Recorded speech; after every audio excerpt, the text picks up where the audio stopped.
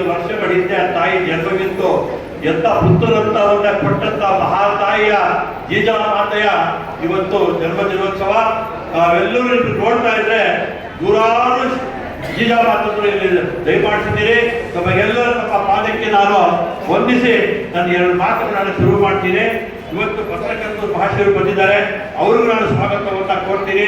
ಯಾಕಂದ್ರೆ ಜೀಜಾಮಾತಾ ಇರೋದ್ರಿಂದ ಇವತ್ತು ಈ ಜಗತ್ತು ಶಿವಾಜಿ ಮಹಾರಾಜರಂತ ಪುತ್ರರನ್ನ ಜನಿಸಿ ಹಿಂದೂ ಸಾಮ್ರಾಜ್ಯವನ್ನು ಸ್ಥಾಪಿಸಿ ಇವತ್ತು ಹಿಂದೂಸ್ತಾನ್ ಭಾರತ ಅನ್ಬೇಕಂದ್ರೆ ಶಿವಾಜಿ ಜೀಜಾಮಾತಾನೇ ಮೂಲ ಕಾರಣ.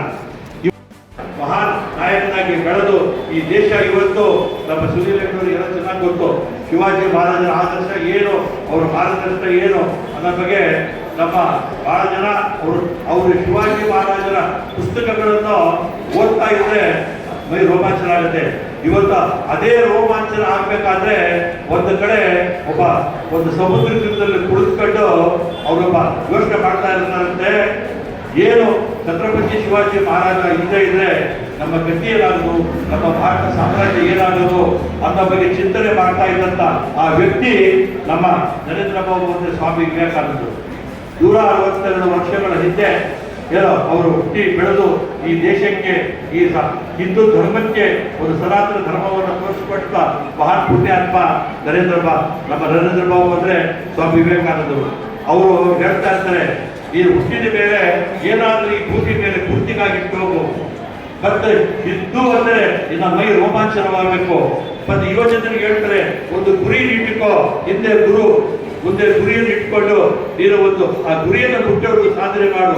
ನಿಮ್ಮ ಯುವಜನರಿಗೆ ಎದ್ದೇಳಿ ಇವತ್ತು ಏನು ಶಿಕಾಗೋದಲ್ಲಿ ನಡೆದಂತ ವಿಶ್ವ ಸಮ್ಮೇಳನದಲ್ಲಿ ಇವತ್ತು ಭಾರತ ಅಂದ್ರೆ ಒಂದು ಗುಲಾಬರು ಯಾರೋ ಒಂದು ಸಣ್ಣ ಈ ಹಾವಾಡಿಗಳು ತರ ಆ ತರ ಭಾವನೆ ಇತ್ತು ವಿದೇಶಿಯರಿಗೆ.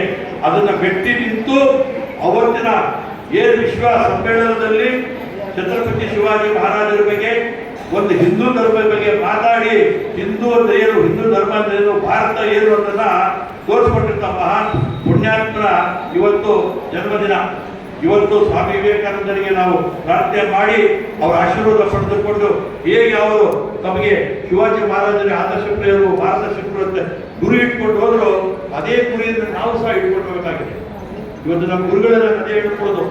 ಎಲ್ಲೋದ್ರು ಅವರ ಸ್ವಾಮೀಜಿಯವರು ಕಡೆ ಪಕ್ಷ 2 ಟಿಕೆಟ್ ಕೊಡಿಸೋದಿಕ್ಕೆ ಯಾರ್ಯಾರಿದ್ದಾರೆ ಮುಖಂಡರುಗಳು, ದೇವರಿರ್ಬೋದು, ರಾಜ್ಯದಲ್ಲಿರ್ಬೋದು, ಜಿಲ್ಲೆಯಲ್ಲಿರ್ಬೋದು, ತಮ್ಮ ಕೈ ಬಿಡ್ತೀವಿ, ಇಡೀ ಸಮಾಜ ನಿಮ್ಮ ಹಿಂದೆ ಇದೆ, ನೀವು ಒಂದೇ ಒಂದು ಕೂಗಾಕಿ ನೀವೇನಾದ್ರೂ ಮರಾಠಿಗೆ ಕೊಟ್ಟಿಲ್ಲ ಅಂದ್ರೆ ನಾವು 50 ಲಕ್ಷ ಮರಾಠರು ನಾವು ವೋಟ್ ಹಾಕೋದಿಲ್ಲ, ನಾವು ಮುಂದೆ ಯಾವುದೇ ಚುನಾವಣೆಗೆ ಸಪೋರ್ಟ್ ಮಾಡೋದಿಲ್ಲ ಅಂತ ನಾವು ಘೋಷಣೆ ಮಾಡಬೇಕು ಅಂತ ಹೇಳಿ ನಾನು ಈ ಸಂದರ್ಭದಲ್ಲಿ ಕೇಳಿಕೊಂಡು ಮುಂಬರುವ ದಿನಗಳಲ್ಲಿ ನಮಗೆ ಸರಿಯಾದ ಸ್ಥಾನಮಾನ ಶೈಕ್ಷಣಿಕವಾಗಿ ಆರ್ಥಿಕವಾಗಿ ಈ ಸರ್ಕಾರಗಳು ಮಾಡಲಿದ್ದ ಪಕ್ಷದಲ್ಲಿ ನಾವು ದೊಡ್ಡ ಒಂದು ಹೋರಾಟವನ್ನೇ ಮಾಡಬೇಕಾಗೋದು ಅಂತ ಹೇಳಿ ಈ ಸಂದರ್ಭದಲ್ಲಿ ಕೇಳಿಕೊಂಡು ಇವತ್ತು ನಾವು ಇದಕ್ಕೋಸ್ಕರವಾಗಿ ನಾವು ಶ್ರೀರಾಮನ ಒಂದು ರಥಯಾತ್ರೆಯನ್ನ ಇಡೀ ಬೆಳಗಾವಿ ಮತ್ತು ಉತ್ತರ ಕನ್ನಡ ಜಿಲ್ಲೆಯಲ್ಲಿ ನಾವು ಎಲ್ಲೆಲ್ಲಿ ನಮ್ಮ ಸಮಾಜ ಇದೆ ನಾವೆಲ್ಲರೂ ರಾಷ್ಟ್ರಾದ್ಯಂತ ಹಿಂದೆ ನಾವು ಅದ್ವಾನಿಯವರು ರಾಮರಥವನ್ನು ಮಾಡಿ ಇಡೀ ದೇಶಾಂತ ಓಡಾಡಿ ಒಂದು ರಾಮ ಜನ್ಮಭೂಮಿ ಆಗಬೇಕು, ರಾಮ ಮಂದಿರವನ್ನು ಆಸೆ ಕಟ್ಟಿದ್ರು. ಅದೇ ರೀತಿ ವಾಜಪೇಯಿ ಅವರ ಅದ್ವಾನಿಯವರ ಒಂದು ಕನಸು ಇವತ್ತು ನನಸನ್ನ ಮಾಡದಂತ ನರೇಂದ್ರ ಮೋದಿ ಅವರಿಗೆ, ಆದಿತ್ಯನಾಥ್ ಅವರಿಗೆ ನಾನು ತಮ್ಮೆಲ್ಲರ ಪೂರ್ವಕವಾಗಿ ಅವರಿಗೆ ಹೃದಯಪೂರ್ವಕವಾದ ಅವರಿಗೆ ಧನ್ಯವಾದಗಳನ್ನು ಹೇಳ್ತೀವಿ.